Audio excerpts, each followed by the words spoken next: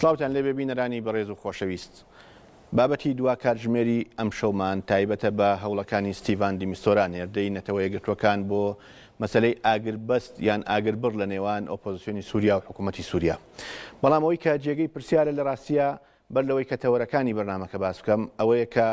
لە ڕاستیە هەمیشە هەوڵەکانی نەتەوە یەکگرتوەکان جگە لە هەوڵەکانی ئاهستاری لە کۆسۆڤۆ لە ڕاستیە هەوڵێکی شکست خواردوو بوون بۆ مەسەلەی ئاگربەست و ئاگربڕ لە نێوان لایەنە سیاسیەکانەوە هەمیشە ڕۆتینی نەتەوە یەکگرتوەکان نەیەشتووە ئەم هەوڵانە سەر بگرن جگە لەوەی کە لە ڕاستیە نەتەوە یەکگرتوەکان هیچ کە بە دەگمەن توانیوێتی کێشەکان لە ڕێگەوە چارەسەر بکات و کێشەکان تەنانەت بناسێت. ئەم شەو باز لە هەوڵەکانی ستیڤان دیمیستۆرا بۆ ئاگربەستی نێوان حکوومەتی سووریا و ئۆپۆزیسیۆنی ئەوڵاتاکەین. باز لە پێشڕەویەکانی حکوومەتی سووریا لە حەلەب و کۆنتڕۆلی چەند ناوچەیەک و پێشڕەویەکانی جەبهەت النوسرەش لە ئیدلب دەکەین. ئەگەری نزیک بوونەوەی سیاسەتەکانی ئەمریکا و ئێران سەبارەت بە هێشتنەوەی بەشار ئەسەد سەرۆکی سووریا. هەروەها پرۆژەی رووسیا وەک پرۆژەیەکی جێگرەوە بۆ هەوڵەکانی دیمیستۆرا و کۆنگرەکانی ژنێفی 2 و ژنێفی 3. مۆسکۆ خوازیاری ئەوەیە کە مۆسکۆی یەک ئیتر لەوە دووە ببێتە جێگرەوەی هەموو ئەو هەوڵانە و دانیشتنەکانی مۆسکۆی یەک لە ڕاستیا ببێتە دەواازەیەک بۆ چارەسەرکردنی کێشەکانی سووریا. قسەکردنی ئەم شەومان لەگەڵ هەردوو بەڕێز هۆزان ئەفرینی چاودێری سیاسی و متیعبەتان لە هەڵەنەبم لە ئەستەمبوڵەوە لەگەڵمانە کە ئەندامێکی ئۆپۆزیسیۆنی سووریایە. بەخێراتتانەکەم. من حەزەکەم سەرەتا لەسەر هەوڵەکانی نەتەوە یەکگرتوەکان قسە بکەین، ینی هەوڵەکانی ستیڤن دیمیستۆرا. دیمیستۆرا بەر لەوەی کە لە سووریا دەست بکات بە هەوڵێکی شکست خواردووی هەبوو لە عێراق بۆ مەسەلەی جێبەجێکردنی مادەی 140 و ئەو هەوڵی کە لە نێوان حکوومەتی عێراقی و هەرێمی کوردستانە دای بیرمە ئاخر دەستکەوتی دیمیستۆراوە بکەوتی ئاکرێ با بگەڕێتەوە سەر هەرێمی کوردستان لە کاتێکە ئاکرێت نزیک لە 91ەوە لەسەر هەرێمی کوردستان بوو. بەڵێ. دیمیستۆرا چی ئەکات بۆ سووریا؟ سەرەتا سپاس بۆ ئێوە بۆ ئەم بەرنامە و بۆ هەموو شەهیدێن کورد و کوردستان بەبیرهێنن. ڕێزمان هەیە بۆ تەکوشانی کورد لە کۆبانێ و لە ناوچەکانی دیکەی هەرێمی کوردستان. من ئەتوانم بڵێم مەسەلەی ستیڤان دیمیستۆرا ئەمە کەسایەتێکی خۆی دیبلۆماسی نێودەوڵەتیە، بەڵام بناوی UN لە زۆر شوێن کار و خەباتی بڕێوە بردووە، بەڵام بەداخەوە تا ئێستا نەتوانە لەو خەبات و لەو ئەرکی خۆی سپسەرکەوێ و جێبجێ بکە چی ئەکەیە وەکو کە لە عێراق کە دەست بەکار کرد ئەو کات بڕاستی ویستی لەسەر حیسابی گەلی کورد لەسەر حیسابی هەرێمی کوردستان هەوڵ بدە شتێکی بەدەست بێنێ بۆ ئەوەی کە ئەو پرۆژەی خۆی ئاسانتر بکە و هەروەها بۆ ئەوەی کە لایەنی عەرەبی لێخۆش بێ و هەروەها لایەنی کوردی وەکو تەضحیە بەو ئەوە بدە، یعنی وەکو عەدالەت دادواری لای ئەو نەبوو. بۆیە ئەو ئەمڕۆ کە هاتووتە بۆ سووریا من پێم وایە ئەو شتی کە بکات بڕاستی وەکو کە زۆر کەس بەحەسەکەن ئەڵێن شتی باشەکە، منیش ئەڵێم بەهێز شێوەی وەک چۆن لە عێراق ویستی کورد بکە ضەحیەی ئەو پرۆژەی خۆی بە هەمان شێوە لە سووریا ئێوێ وا بکەی. بەڵام من دڵنیام لە سووریا ئەو بەهێز شێوەی نەتوانێت زیان بۆ کورد بێنێ، لەبەرەوەی ئێستا ئەمڕۆ ئێوێ هەوڵ دەدا ئۆپۆزیسیۆن لەگەل ڕژیمی سووریا نزیک بکە و یەک بکە، بەڵام من ئەڵێم ئەو هەوڵەکانەجی سەرکەوتوش نابێت. باشە بەرز بۆتان بەخێراتن دەکەم بۆتان بۆ بەرنامەی دوا کاتژمێر. ئەگەر لەگەڵ ما بیت قسەمان لەسەر هەوڵەکانی دیمیستۆرایە، پێ وایە دیمیستۆرا هیچ هەوڵەکانی سەر بگرێت؟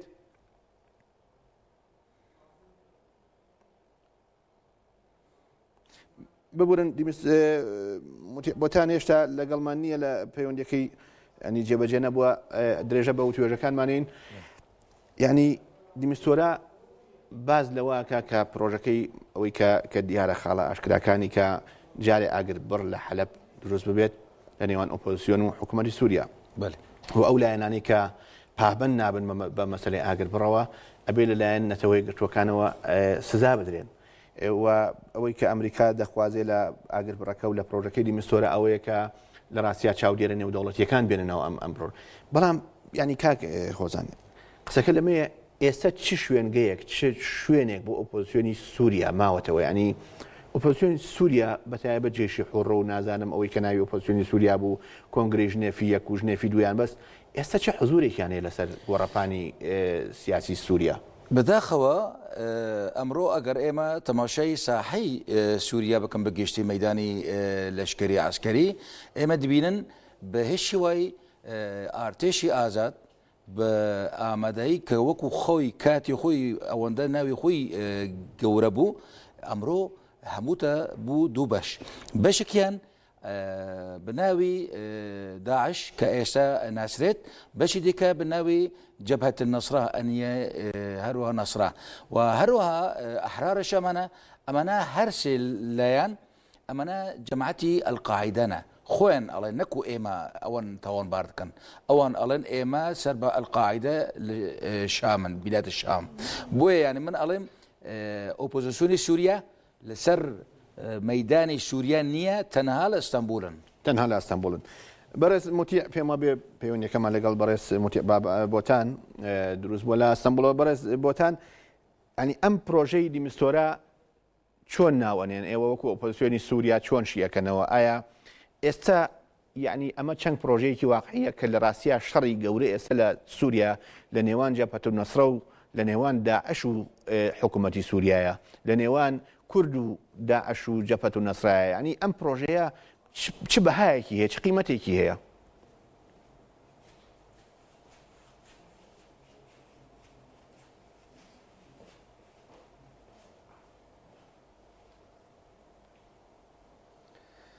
بداية تحية لك وضيفك سرتا سلام هەیە بۆ تۆ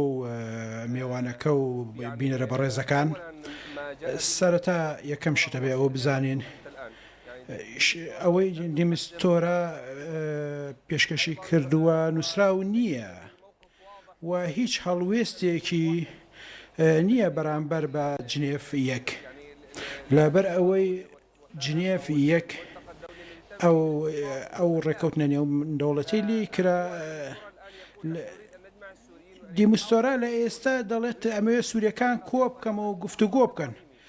کە بە شێوازی ئەخزەری ئیبراهیمی ئەخزەری ئیبراهیمی دانی بەوە نا کە جنێفی دوو شکستی هێنا و هۆکارشی هەیە بۆ ئەوەی پلانەکەی دیمستۆرە سەرکەوتن بەدەستبێنێ پێویستە گەرنتی هەبێ دیمستۆرە هیچ گەرنتەیەکی نییە هیچ نووسراوێکی نییە شتێکی نووسراوە ئەو دەڵێت لایەنی دیکە هەیە لە ئۆپۆزیسیۆنە بەڵام لە جنێفدا دەمانبینی بەس تەنها نوێنەرانی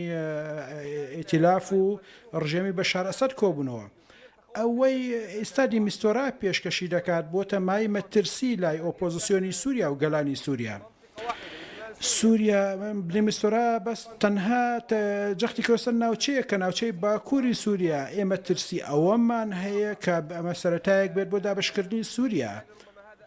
لەبەر ئەوە ئەمە لەوانەیە ببێتە هۆی بەهێزکردنی ڕژێمی سووریا ڕژێمی بەشار ئەسەد ئێستا دەبینین کە ڕژێم زیانی زۆر بەرکەوتووە لە سەربازگای حەمیدیە و وادی ضێف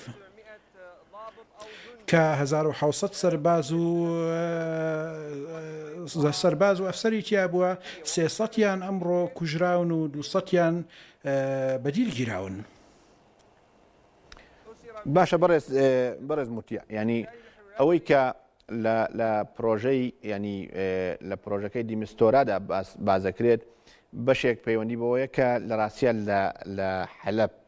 سەرەتا دەست بکرێ بە ئاگربڕ لە نێوان هێزە چەکدارەکان و هێزەکانی ئۆپۆزیسیۆن هێزەکانی حکوومەتی سووریا بەڵام ئەمڕۆ حکوومەتی سووریا پەلاماری حەلەبی داوە بەشێک لە ناوچە استراتیژیەکانی حەلەب ئەمڕۆ کۆنتترۆل کراونەوە لایەن حکوومەتی سووریاوە ینی ئەم هەوڵەی دیمستۆرە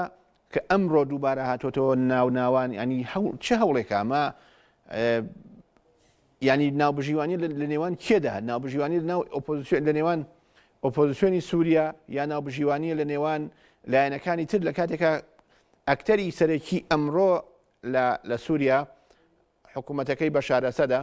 داعشە جەبهەت النەسرەیە و کوردەکانن لە ڕاستیە ئۆپۆزیسیۆنی سووریا شوێنێکی نەماوە شوێنگەیەکی نەماوە موقعەیەکی نەماوەێتە لە محلێکی لە عرابی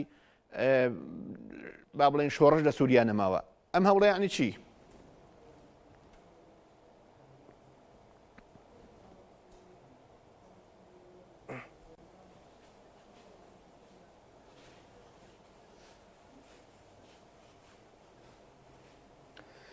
إذا كان ليس للمعارضة ئەگەر ئۆپۆزیسیۆنی میانڕەوی سووریا جێپێی نەماوە لە سووریا ئایا لێرەیە پرسیارێک دێت ئایا پلانەکەی دیمیستۆرا بۆ چییە؟ ئەم پرسیارە ئەتوانیت ڕوبەڕووی وڵاتە گەورەکانی بکەی وڵاتە گەورەکان ماوەی 4 ساڵە گەلانی سووریان بەجێ هێشتۆ بەتەنیا لەبەر ئەوە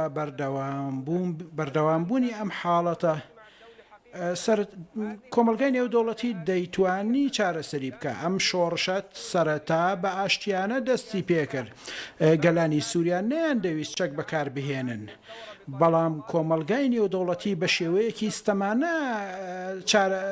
مامەڵەی کرد لەگەڵ شۆڕشی گەلانی سووریا لە ئێستادا هەندێک لەو لایەنانەی کە شەڕ دەکەن دژی ڕژێمی سووریا سەر بە دەستگای هەواڵگری وڵاتانی دیکەن لەبەر ئەوە کۆمەلگاکەی نێودەوڵەتی کە لە ئێستادا پشتیوانی دیمیستۆرا دەکا و پلانی چارەسەرەکە بمبورە بەڕێز موتی ئەلبۆتی ئەنی پێم بڵێ مەبەست کێ ینی کاڵی سەر بە مخابراتی وڵاتانی ترن وەکو کێ مەسەرەن جەبهەت نوسڕەیە خۆی بە ئاشکراڵێ من سەر بە قاعیدەم ینی داعشە بە ئاشکراڵێ من ڕێکخراوێکی ئیسلامی فەندەمەنتالیستی تون ڕەوم وە لەگەڵ تەنانەت لە ژێر فەرمانڕەوی قاعیدە شاتە دەرەوە ینی ئەوەی کە ماوەتەوە تەنیا کوردەکانن و تۆ کێ تاوانبارەکەی ینی مەبەستت کێیە مخابراتی کوێ هەڵیانە سوڕێنێ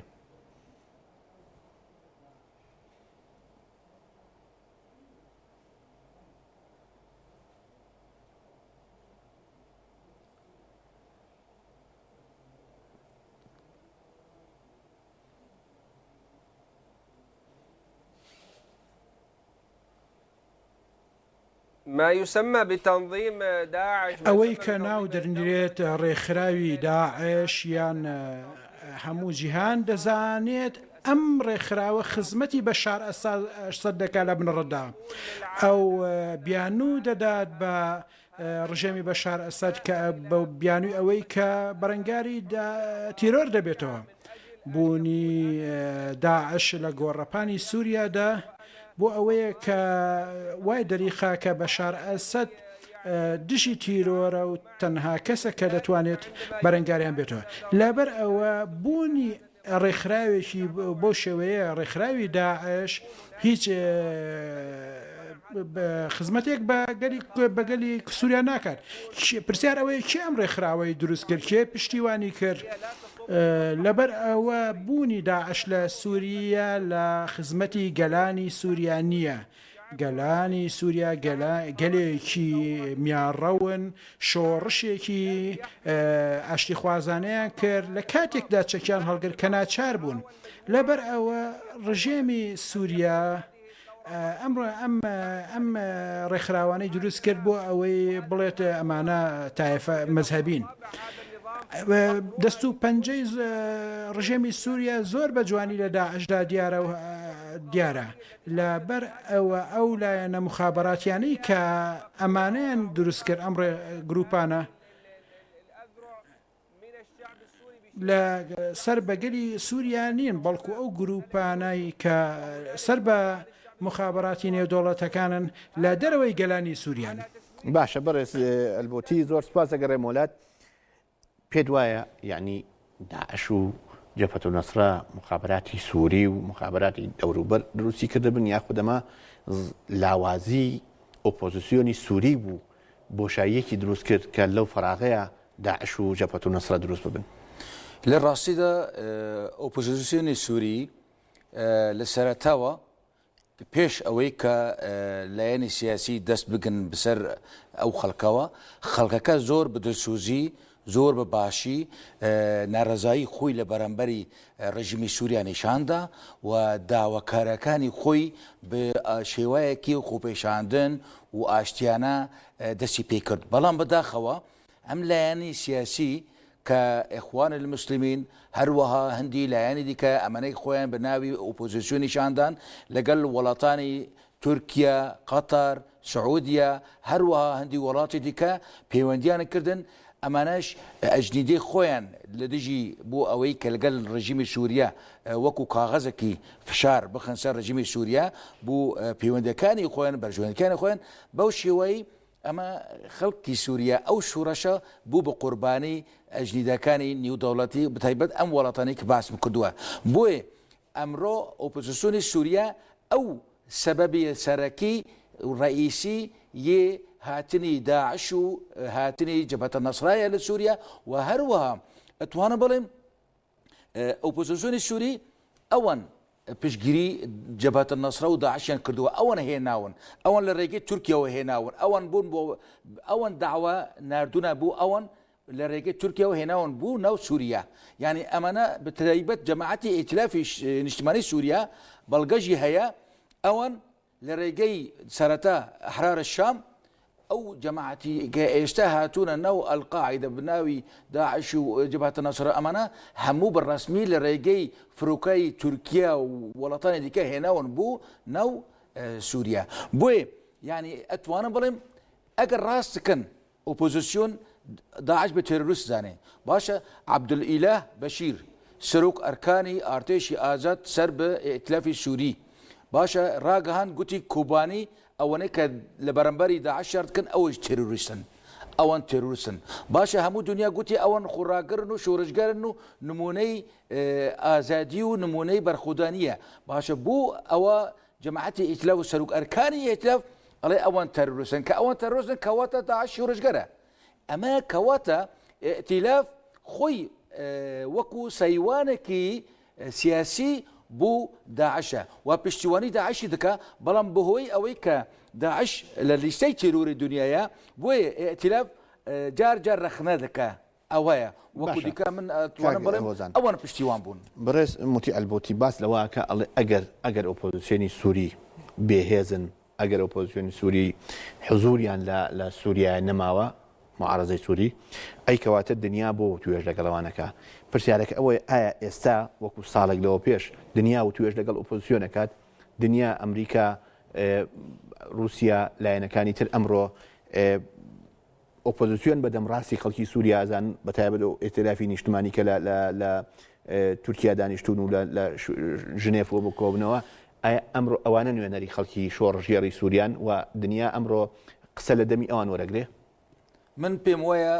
دنیاش تۆزێکی ئەوانش بەرژوەندی خۆیان بەسەرەکە زانن لەبەر ئەوەی کە ئەمان بەو شێوەی ئەکەن هەنی لەگەڵ ئۆپۆزیسیۆن لەگەڵ کە بناو ئۆپۆزیسیۆن لە ئێتیلافی نیشتیمانی سووری هەر ئەڵێن ئەمە نوێنەرە و ئەوایە و لەگەڵ ڕژیم ئەوە بکن و نزیک بکن ئەمانە ئەوە هەموو ڕێگا ئەیە بە داعش دەوڵەتی خۆی حازر بکێ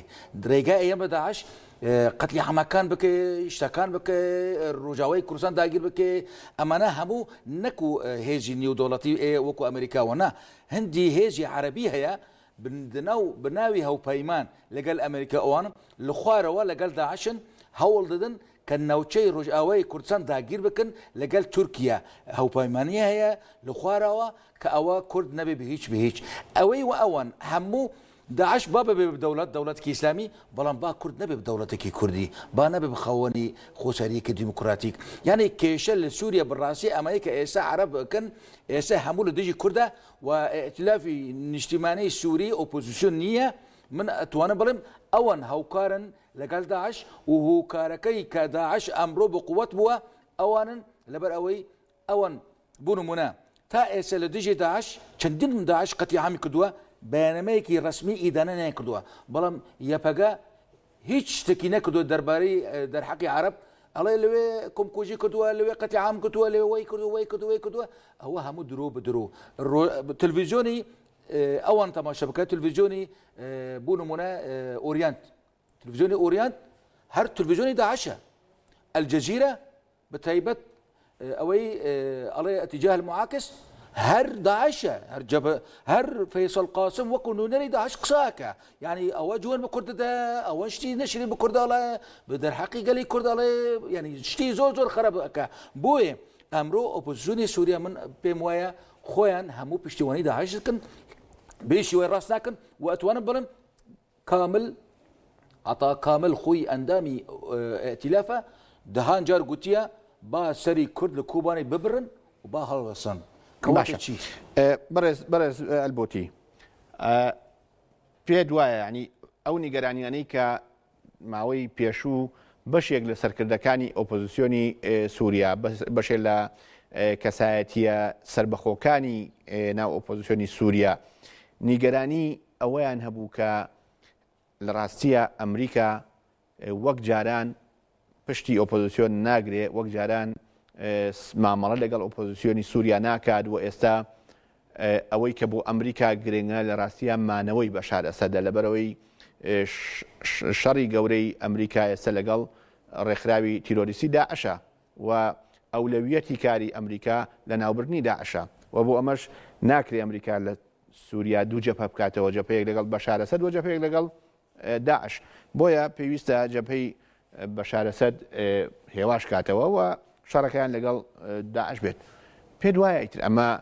بەڕاستی کۆتایی هاتنی تەمەنی ئۆپۆزیسیۆن نییە پێ دوایە ئەم ناڕەزایەتیانە ئەم گلەیانە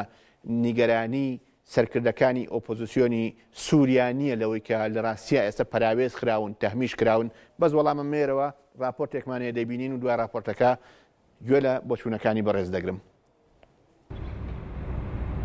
ستیڤان دێمستۆرە وەک دیبلۆماتێکی سەربانەتەوە یەکگرتووەکان و ڕاستپێردراو بۆ گفتوگۆ و نێوانگیری نێوان حکوومەت و ئۆپۆزیسیۆنی سووریا لە هەوڵدا جەنگ لە ناوچەیەکی سووریا کە ناوچەی حەلەبە ڕابگرێت بەپێی هەواڵەکان و سەرچاوەکانی ئاگادار لە گفتوگۆکان تا ڕادەیەک نزیکبوونەوە لە نێوان هەردوولادا بەرچاو دەکەوێت بە تایبەت کە پێدەچێت لە نێوان ئەمریکا و هاوپەیمانەکانی لەلایەک و ئێران و هاوپەیمانەکانی لەلایەکی ترەوە جۆرە ڕێکەوتنێک سەبارەت بە قۆناغی داهاتووی حکومڕانی لە سووریا بەدیهات بێت. گریمانە نزیکەکان بریتین لەوەی کە ئەمریکا ڕازی بێت بەمانەوەی بەشار ئەسەد و لایەنگران و پشتیوانانی ئەسەدی ڕازین بە بەشداری کارەی ئۆپۆزیسیۆن و دابەشکردنی دەسەڵاتەکان لە نێوان ئەسەد و ئۆپۆزیسیۆن. ئەوەی ئێستا جێگەی سەرنج و باسی میدیای جیهانی ئەوەیە کە مەترسی گەورەبوون و بەردەوامبوونی داعش گەلێک مەترسیدارترە لە مانەوەی حکوومەتەکەی بەشار ئەسەد. پێشتر ئەم سیاسەتەی ئەمریکا نزیک بوو ئۆپۆزیسیۆن لە سووریا بە تەواوی نیگەران بکات بەڵام پێدەچێت ئۆپۆزیسیۆنیش کەمکەم بەو قەناعەتە بگات کە چیتر ناکرێ پێداگری لەسەر ڕوخاندنی بەشار ئەسەد و لە بردننی ڕژێمی سیاسی و حکومڕانیەکەی بکەن. پرسیاری سەرەکی بۆ کوردیش ئەوەیە کە گەلی کورد لە خۆراوە چی لە موتوێژانە دەست دەکەوێت. دووبارە سلااوان لێ ببینەرانی بەڕێز و خۆشەویست لەگەڵ هەردوو بەڕێزان هۆزان ئەفرینی و موتی ئەلبۆتی کە لە ئەستەمبوڵ لەگەڵمانە قسە لەسەر پرۆژەکەی دیمستۆرا و بارودۆخی ناو سووریاکەین. بەڕێز موتیع بەر لە ئەم راپۆرتە من پرسیارێکم لێ کردی ئەگەر ئامادەی وەڵامی پرسیارەکەم بەرەوە.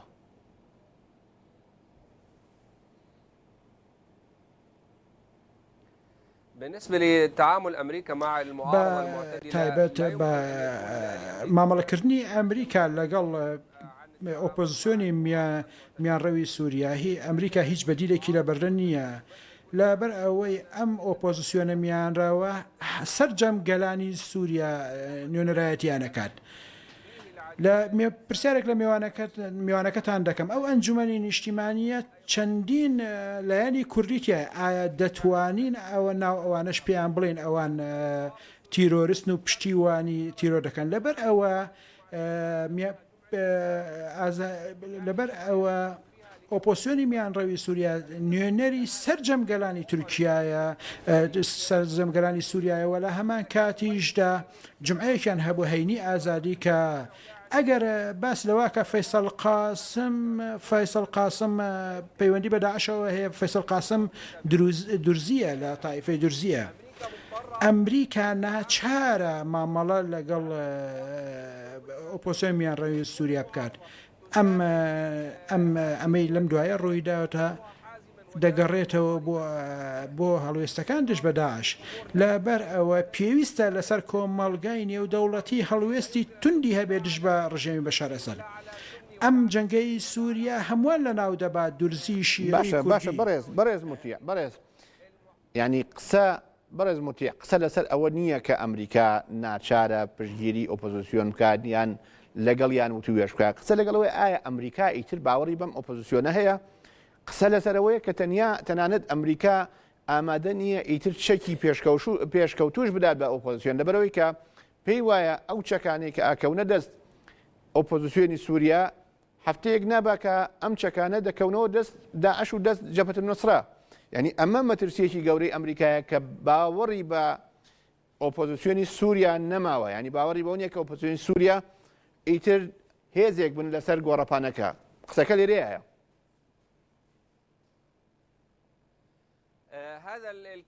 ئەم قسەی تۆ دەیڵێت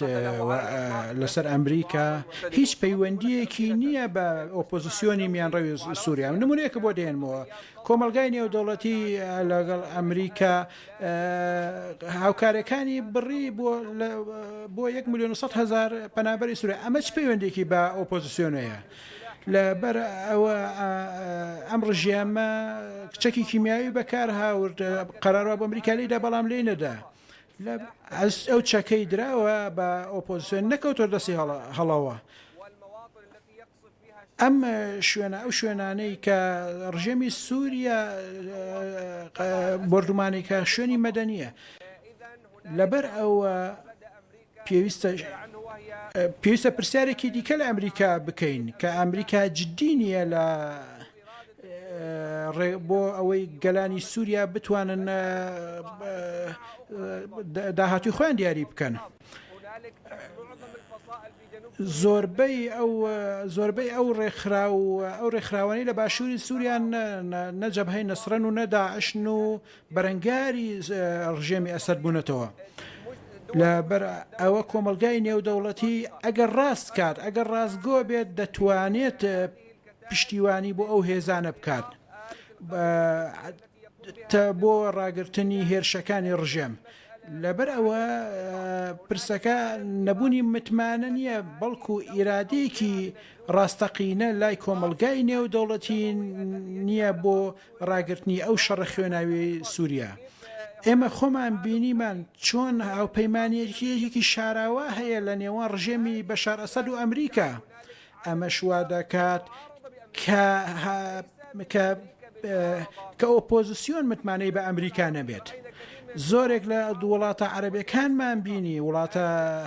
وڵاتە دۆستەکان چارەسەرێکی ئاشتیانە بدۆزنەوە چارەشتێکی دیبلۆماسین 132 وڵاتی جیهان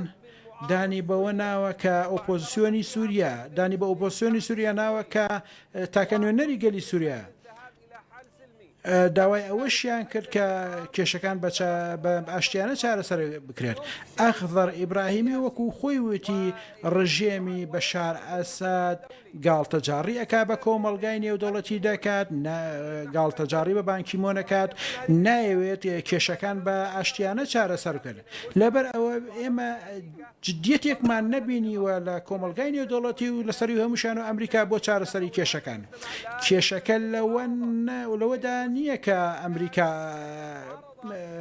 متمانی بە ئۆپۆزیسیۆنەما بەڵکو ئۆپۆزیسیۆنی میانڕەوی سووریا باوەڕی بەو دەست پێشخەریانە نییە کە کۆمەلگای نێودەوڵەتی پێشکەشەکە بۆ چارەسەرکردنی کێشەکان. ئەمەش بیانووە کە چەکەکان ئەگاتە دەستی هەڵەوە. ئەم شێوازی مامەڵەکردنە لەگەڵ ئۆپۆزیسیۆنی سووری یا ناوچەکە بەرە و شەڕێکی گەورە دەبات شەڕێکی مەزهەبی گەورە ئەوان دەیانەوێت کە کوشتن و بڕین لە ناوچەکەدا بەردەوام بێت تا بۆ ئەوەی نەوەیەکی نەزان بێتە گەورە بێت لە ناوچەکەدا. ناکۆکی هەبێ لە نێو گەلانی سووریا متمانە لە ناو پێکهاتەکانی سووریادا نەمێت. باشە بەڕێز ئەلبوتی زۆر سپاس کاک هۆزانی ئەنی ئەوەی کە باس دەکرێت لە ناومێدی ئەمریکا و ینی لەوەی کە ئەمریکا لە ئۆپۆزیسیۆن ناومێت بووە ئایا پەیوەندی بۆ هەیە کە لە ڕاستیە ئەمریکا لە کارایی لە توانای ئۆپۆزیسیۆن بەگومانە لە پێکهاتەی ئۆپۆزیسیۆن بەگومانە یان ئۆپۆزیسیۆن چەند کەسایەتێکی ناوداری هەیە لە ناو ئەو کەسایەتیانە کەسایەتی کوردی شێل ناو ئێتلافی نیشتمانی وەکو بەڕێزی باسی کرایە کاکۆزان ینی تۆ خۆت کەسایەتیە کوردەکانی ناو ئۆپۆزیسیۆنی سووریاش بە پشگیری لە تیرۆریست دەرزانی وەکو ئەو کەسایەتیانی کە لە ناو ئێتلافی نیشتمانیان قسەکە لەوەیە ئایا ئەمریکا لە ڕاستیە لە توانای ئەمان ناومێت بووە یاخود دۆسیەی سووریا لە ناو دۆسیەی ئەتۆمی ئێران و دۆسیەیەک لەگەڵ تورکیا و دۆسیەک لەگەڵ رووسیا ینی تێکەڵاو کراوەوە ئەمریکا ئەمڕۆ سیاسەتێکی کە پەیڕە و کا استراتیژێکی کە بنیاد بنێ لە سووریا پەیوەندی بە ماهیەتی ئۆپۆزیسیۆنەوە هەیە ئەم مەسەلەیە یا پەیوەندی بە تێکەڵکردنی ئەوراقەکانەوە هەیە باش سەبارەت بە پرسیاری ئەو کە حیزبەکانی کوردی ئەنجومەن نیشتمانی کورد لە سووریا کە ئەوش بەشداری ئیتلافی سوورینە و ئەوان ینی وەکو تاوانبار بن نا لێرە شتەکەیە بوو نمونە من وتم سەرۆک ئەرکان عەبدولئیلاه بەشیر کە خۆی ئەندامی ئیتلافە و سەرۆکەرکانی ئەوەنە ئەو قسەیە کرد گوتی ئەوەنەی کۆبانی شەڕی داعشکن تێرۆریستن کەواتە ئەو کات ئەنجومانی نیشتمانی کورد لە سووریا وا نەگوتووە ئەنجومانی کوردی و حیزبەکانی کوردی کە لەوێنە ڕاستە بەشدارن ئەوانش بە حکمی ئەوەی هەڵومەرجی نێودەوڵەتی بەشدار بوون بۆ ئەوەی کە ناڵێن کورد هیچ بەشدارە بوونە بەشێکی کورد بەشدار بوو بەشێک بەشدار نەبوو مەجلیسێکی کوردی لەناو عملی لەناو پراتیک لەناو حکوومەتی کوردی بوو لە ڕۆژاوای کوردستان بەشێکژی لەناو ئۆپۆزیسیۆن بوو ئەوەی کە ناڵێن بوو کورد بەشدار نییە یعنی کە کورد بەشدار بوو قەنەعەتی پێ نەبوو بەڕاستی بەڵام نەچار بوو هەڵەمەرج نێودەوڵەتی بەشداری بوو گوتی لەوانە ئێمە بتوانم لە ڕێگەی دیپلۆماسیەوە بەس نایزانین کە ئەمان ئێوێ ببن بۆ واجهەی داعش ئێستا بوو نمونە کە ئەو عەبدولئیلاه بەشیر وەی گوت ئیتلافی نیشتمانی سووری ئەگەر ڕاستەکە پشتیوانی داعش ناکە بوو هەڕەشێری نەکرد بوو نەیگوتۆ بوو بە شورشگەرانی کوبانی ئەڵێ تێرۆریست هەموو دنیا ئەڵێن ئەمە شورشگەرن تۆ ئەڵێ تێرۆریست ئەوە یەک ئەوەی دووەم ئیتلافی نیشتمانی لەگەڵ مەسلەی ئەوەی کورد بەڕاستی ئەنجومەنی نیشتمانی کورد لە سووریا ئێستا ئەوە دوو مانگن لە دهۆک ڕێککەوتنیان کردووە لەگەڵ تەفدەم هەروەها ڕێککەوتن کردونە ئەمڕۆ ئێوێن لە یەک حکوومەتی ئیداری ذاتی بەشدار ببن و مەرجعی کوردی دروستیان کردووە ئەمە تێرۆریست نین و پشتیوانیش ناکەن لەوانەیە هەندێک کەس لەوانە بەهۆی مەسلەی کەسایەتی شخصی کە ئێستا لە ئەستەمبول بێ لەگەڵ معارەزە بێ لەوانەیە بەتایبەت جێگەری سەرۆکی ئۆپۆزیسیۆنی سووریا ئەوە من ئەڵێم احتیمالە ئەو هاوکاری داعش بکە عەبدولحەکیم بەشار بەس وەکو دیکە ئەوانەی دیکە بە هیچ شێوەیە بڕوا ناکەم شتێکی وا بکەن هەموو کەسانی شورشگەر و باش دزانن لە کۆبانەیە ئەڵێن ئەمانە خۆمانن نونەرەتی خۆمان دەکەن بەڵام وەکو دیکە من وتم وەکو جێگەری سەرۆکی ئێتیلاف من قسەم لەسەر نییە لەبەرەوەی ئەو خۆی ئیسپات کردووە هەر هاوکاری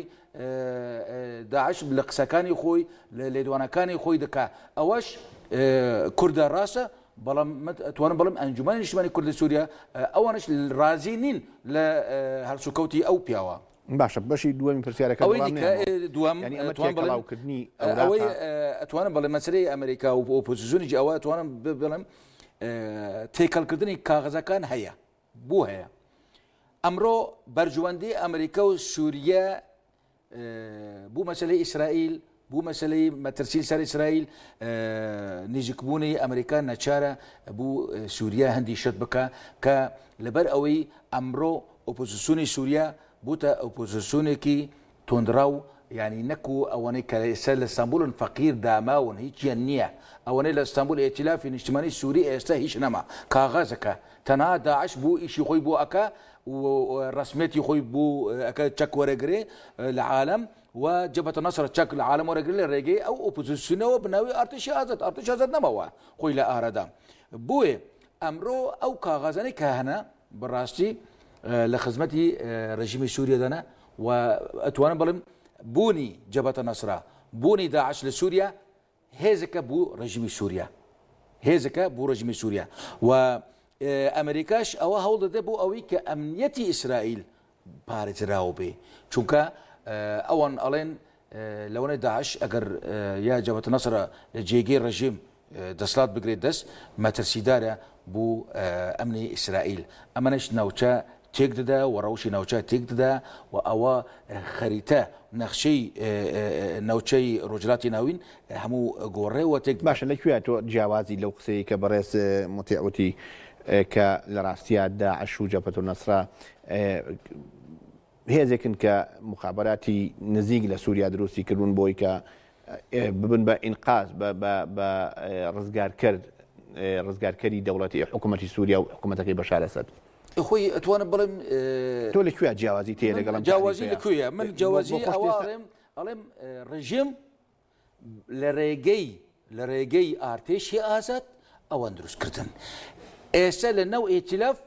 ڕژیمی سووریە هەیە لە نەو ئێتیلاف پیاوی ڕژیم هەنا ئەوەی کە عەبدولئیلاه بەشیر خۆی پیاوی ڕژیمە ئەتوانە ئەوە ئاشکرا پێ بڵێم ئەوەن زانن عەتا کامل ئەو خۆی پیاوی ڕژیم بوو یعنی تا دوونی حزبی بەعس بوون تا دفنی خۆیان حزبی بەعس بوون ئەمڕۆ 24 ساعت دابران بوون بە شورشگار ئەوەی کە خراپە ئەوەیە یعنی من ئەتوانم بڵێم جەبهەت نەسرە و داعش من ئەوەن بە مەترسیدار نزانم من ئێتیلافی نیشتیمانی سووری بە مەترسیدار نزانم بوو لەبەر ئەوەی ئەمن لە ڕێگەی ئەوانە خۆیان چەک و شت وەرەگەرن و خەڵکی هێنن لە عالەم و هێنە بوونەوە سووریا ینی لەگەل ڕژیم ینی ئەوەن خزمەتی ڕژیم دکرد نەکو داعش و جەبهەت نەسرە بوو داعش و جەبهەت نەسرە ئەگەر ئێتیلافی سووری نەبە ئەمریکا و عالم 24 ساعتە لێ دەدەن و باش لێ دەدەن بەس کە ئەمریکا یەک بۆمبە ئاوێژێ سەر بنکەیەکی ئەحرارە شام یا جەبهەت نەسرە یەکسەر هەموو ئۆپۆزیسیۆن هەڵسن بۆ خۆی ئێنووسن و قساکەن ئەڵێن بۆچی لە ڕژیم نادێ بۆچی لە ئۆپۆزیسیۆن دێ باشە پرسیارێکی هاوکاری دژمنە پرسیارێکی جوانە کرد لە موتی ئەلبوتی بپرسم بەڕێز ئەلبوتی بۆچی ئێوە ئەمە هەڵوێستانە لە کاتێکە کە ئەمریکا پەلاماری شوێنی مۆڵگەکان یان شوێنی مانەوەی جەبهەت نەسرە و داعش دەدات یەکسەر جەماعەتی ئۆپۆزیسیۆن ناڕەزایەتی دەرەبڕن وەکۆی کە لە ڕقەش کرا لە ڕۆژانی ڕابردووە لە ڕقا خۆ دەزانی پایتەختی ئیمارەتی داعشە ینی ئەمریکا کە هێرشەکاتە سەر ڕقا لە ڕاستی هێرشەکاتی سەر داعش بەڵام لە دوای هێرشی ئەمریکا بۆ سەر ڕقە و بۆ سەر کۆمەڵی شوێنی تر کە جەبهەت نەسرە و داعشی لێیە یەکسەر ئۆپۆزیسیۆن بەیاننامەی ناڕەزایەتی دەرەکەن ئەمە بۆ ینی ئەمە چ تەنسیقێکە لە بینی ئۆپۆزیسیۆن و لە بینی داعش و جەبهەت نەسرەیە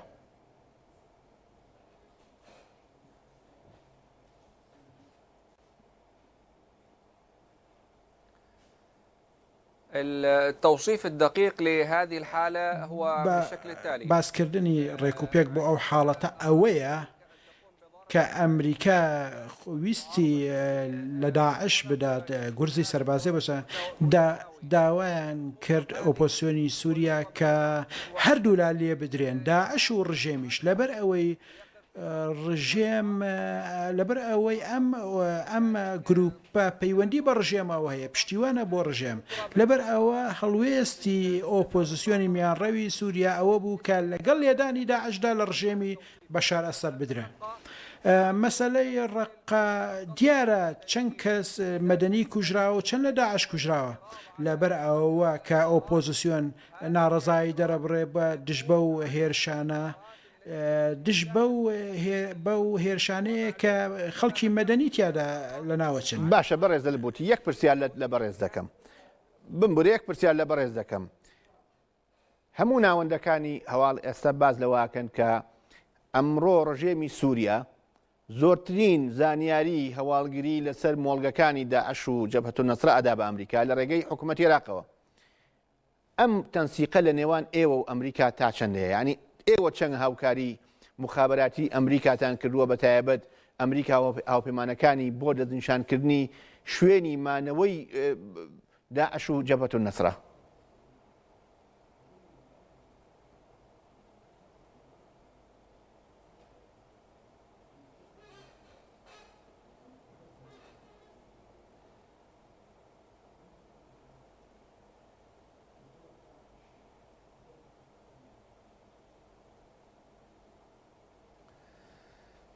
لم يتم هذا التنسيق بە هیچ شێوەیەک ئەو هەماهەنگیە نەبووە لە نێوان ئۆپۆزیسیۆن و ئەمریکا.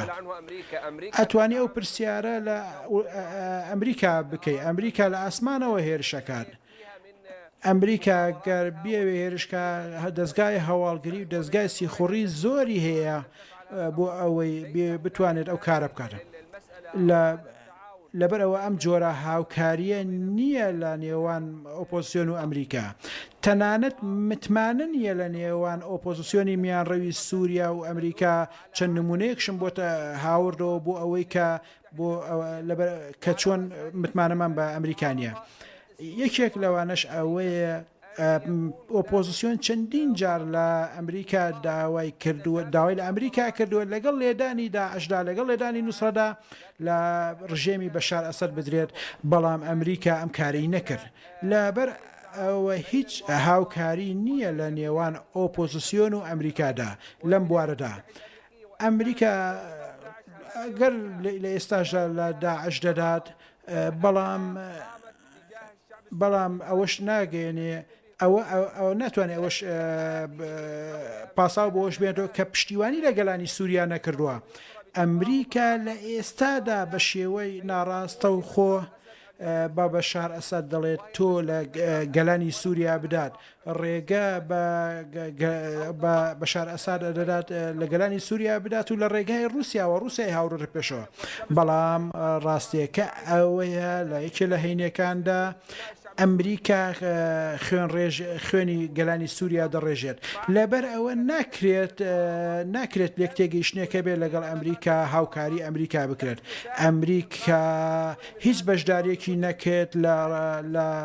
لە هاوکاریکردنی گەلانی سووریا ڕزگارکردنیان. باشە بەڕێزەل بوتی ئێستا بە کورتی پێم بڵێ بەڕێزەل بوتی بە کورتی پێم بڵێ ئێستا ئێوە وەکو ئۆپۆزیسیۆنی میانڕەوی سووریا لە ئەمریکا بە تەواوی ناومێدن؟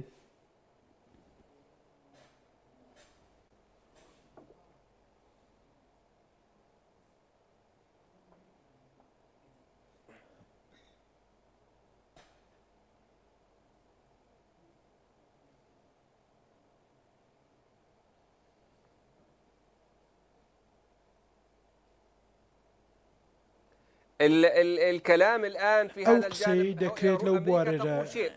ئەمریکا شتێک دەڵێت من پشتیوانی لەگەلی سووریا دەکەم، بەڵام زۆر جا بەرز دەبێتەوە و نزم دەبێتەوە قسەکان. لە هەندێک کاتدا گەلانی سووریا باوەڕێن بەوە هێنابوو کە ئەمریکا دێت دژی ڕژێمی بەشار ئەسەد دەوەستێتەوە بۆ ڕاگررتنی قەسابخانەکان. بەڵام ئەوەی دەبینین ئەمریکا هێز دەجوولێنێت و هەموو ئەگەرەکان هەیە لەسەر هەیە، بەڵام لە هەمان کاتیشدا ڕێگە دەدات بە ڕژێمی بەشار ئەساد موشکی سکۆت بەکاربێنێ فڕۆکە بکارە. ڕاستی ئەم جۆرە هەڵس و کەوتانەوەمان لێ دەکات کە متمانەمان بە ئەمریکا و کۆمەلگای نێودەوڵەتی نامێنێ. بەڵام بڕیاری استراتیژی ئۆپۆزیسیۆن ئەوەیە کە ناتوانێت پەیوەندیەکانی لەگەڵ وڵاتان ببڕێت، تەنانەت رووسیاش. دەبینین بۆگدانۆف لە ماوەی چەند ڕۆژی ڕابردوودا چاوی کەوت بە ئۆپۆزیسیۆن لە کاتێکدا کە سووریا رووسیا پشتیوانی سەرەکی ڕژێمی سووریا. ئێمە باسی چارەسەری سیاسی دەکەین، ناتوانیت پەیوەندیەکانت ببسڕێنی. باشە بەڕێزەلبوتی بمبورە لەبەرەوەی بێ کاتی بەرنامەکەم بە دروستی دابشکەم راپۆرتێکمان هێستا دوای بینینی راپۆرتەکە دەگەڕێمەوە بۆ کۆتایی بەشی وتوێژەکەمان و درێژە بە وتوێژەکەمانە دەین. کۆنتڕۆڵکردنەوەی چەند ناوچێکی استراتیژی لە حەلەب لەلایەن هێزەکانی حکوومەتی سووریاوە لە کاتێکدایە کە باز لە بەرەو پێشچوونی پرۆژەکەی ستیڤان دیموسترا دەکرێت. ئایا ڕژێمی سووریا دەوێت بە کۆنتڕۆڵکردنەوەی یەکجاری حەلەب باڵانسی هێز بگۆڕێت و بیکاتە کارتێکی بەهێز بۆ دانوستان لەگەڵ وەفدی نەتەوەی گرتوەکان و ئۆپۆزیسیۆنی سووریا؟ بەپێی پرۆژەکەی دیموسترا پێویستە ئاگربەست نەک هەر لە حەلەب بەڵکو لە سەرانسەری سووریا بکرێت و لایەنی سەرپێچی کار بەپێی سزاکانی نەتەوەی گرتوەکان سزا بدرێت. لەلایەکی تریشۆ ئەمریکا خوازیاری دانانی کۆمەڵێک چاودێری نێودەوڵەتیە لە نێوان هەردوولادا کە ئاگاداری جێبەجێکردنی ئاگربەستەکە و ڕەوشی سووریا بێت. لە پاڵم هەنگاوەدا رووسیاش ئێستا خاوەنی پرۆژێکی جێگرەوەیە کە دەخوازێت لە دانیشتنی مۆسکۆ ئەم پرۆژەیە ڕابگەێنێ. ئایا 2023 سووریا و جەنگ لە وڵاتە لە نێوان رووسیا و ئەمریکا تەواو دەبێت یان گەرمتر دەبێت؟ دووبارە سلااوان لەبێ بینەرانی بەڕێز و خۆشەوی زوا بەشی بەرنمەکەمان تایبەتە بە ڕۆڵی رووسیا و تورکیا لە ڕاستیە لە ئێستای سووریا بەتایبە دوایەوەی کە ڤلادیمیر پۆتین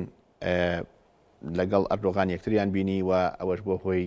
ناڕەزایەتی بەشێکی زۆر لە ئۆپۆزیسیۆنی میانڕەوی سووریا. کاکۆزانی ئەنی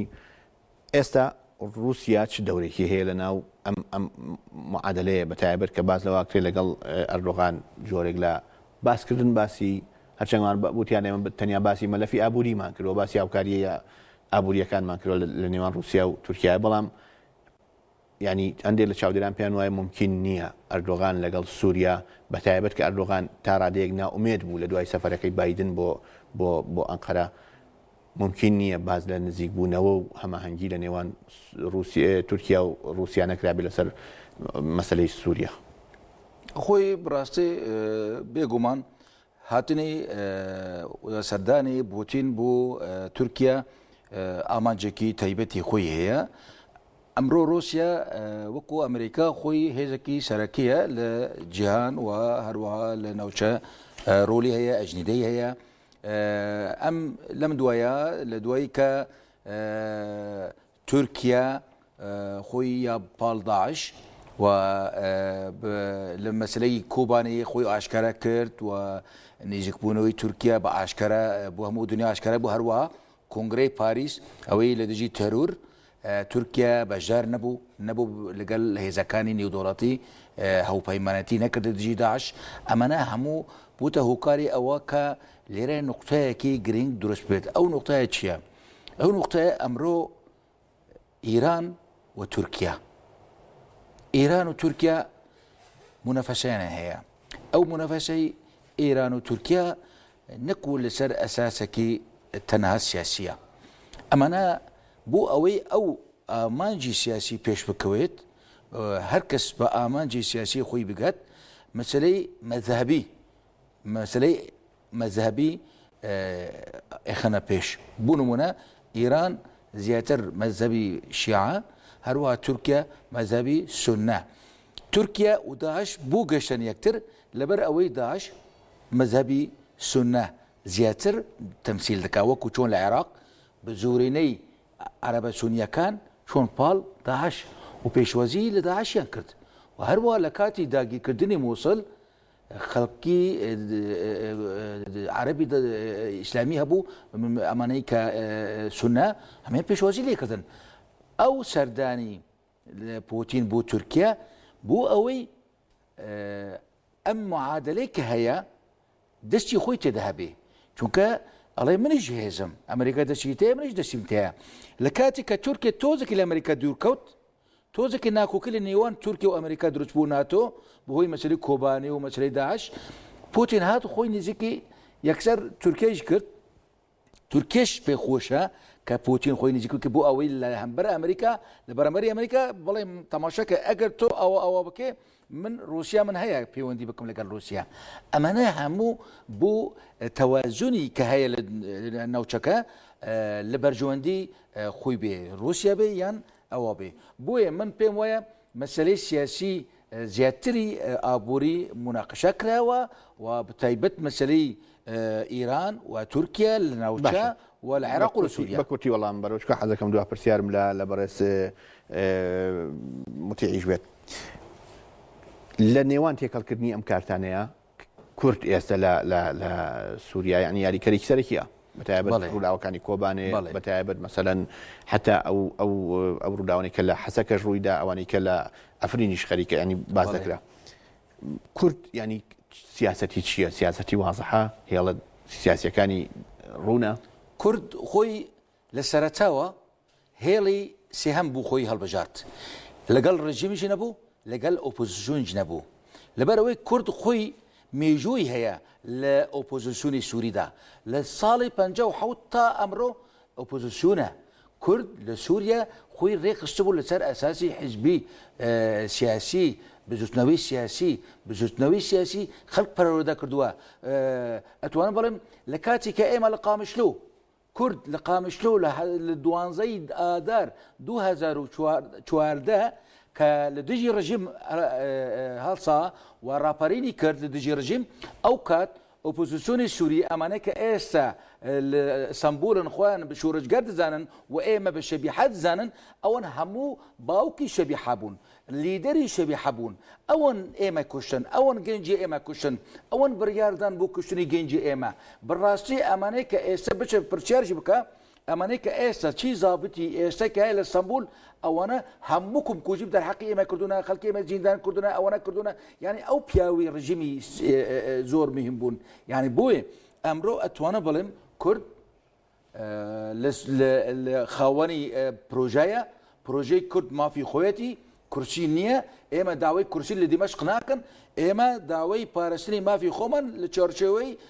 سووریەکی دیموقرات و ئازاد و ئێمە بەو شێوەی مافی خۆمان لە خۆسەری دیموکراتیک کە ئێمە ئەو ملەتی لەناو ئێمەشەیە ئەوەنج بە دیموکراتی بژین و ژیانێکی ئاسایی کە ئێستا دەست پێ کردووە ئەمە ئێمە ئێستا خەوەنی ئەو ئیداران ئەو ئیدارە نەتەنها بوو پەرژەبنی سووریە نییە ئەو ئیدارە بوو بەهێزکردنی سووریەکی دیموکرات و ئازادە باشە بەڕێزەل بوتی بۆ نەتانتوانی وەکو ئۆپۆزیسیۆنی سووریا وەکو ئۆپۆزیسیۆنی میانڕەوی سووریا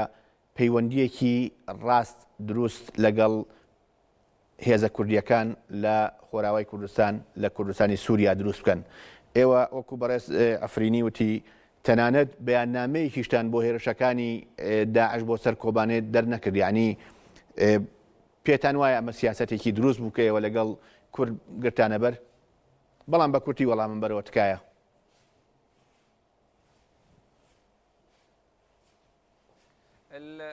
طبعا التوصيف هذا ايضا غير صحيح ئەم قسانە ڕاست نین پەیوەندیەکانی ئۆپۆزیسیۆن لەگەڵ ئۆپۆزیسیۆنی کورد پەیوەندێکی بتەوە دژایەتی دش بە شۆڕشی برایانی کورد هاو شێوەی ئەو قسانەیە کە ڕژێمی باس دژی حەمای کرد سووریەکان نیان دەتوانی کەیشکەن بەرامبەر بە ڕژێم لەبەر ئەوە ئەم قسانە ڕاست نین کە دەکرێت بەرامبەر با کوردەکەن ئۆپۆزیسیۆنی سووریا لە کاهەن تەنها کەساتی کوردیتیانێ بەڵکو و قەوارەیەکی کوردی گەورەی تیا هەیە برایانی کوردن بەشێکن لە ئۆپۆزیسیۆنی میانڕەوی سووریا ئەمە قسەیەکی ڕاست نییە ئایا باشە بە چەندێ ڕێک وەڵامم بەرەوە بە کورتی بە دەقەیەک هەڵوێستی ئێوە وەکو ئۆپۆزیسیۆنی میانڕەوی سووریا لەسەر کردەوەکانی داعش لە کۆبانەیە لەسەر پەلامارەکانی داعش لە کۆبانێ چی بوو؟ ینی شتێکی ئاشکراتان هەبوو هەڵوێستێکی ئاشکراتان هەبوو؟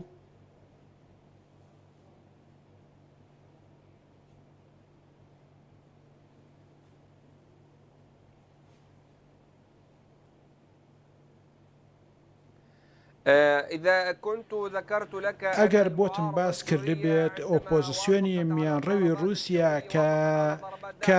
کە ڕازی بوو لە لێدانی داعش شەڕی دش بە کێ کرد دوای ئەم هەڵوێستا